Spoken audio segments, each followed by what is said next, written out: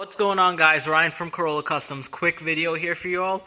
If you have a 2011 RAV4 or any of these models and you're getting a P0138 code and it's going to come out as O2 sensor voltage circuit high, it will be bank 1 sensor 2.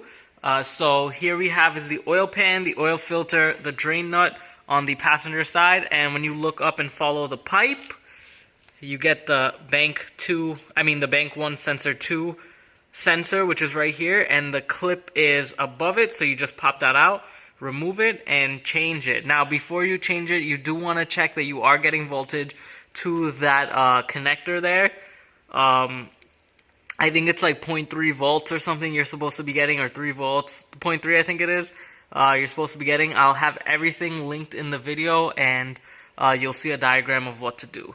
Alright, so that's the location, and everything else is self-explanatory. You just take a wrench and remove it, and go from there.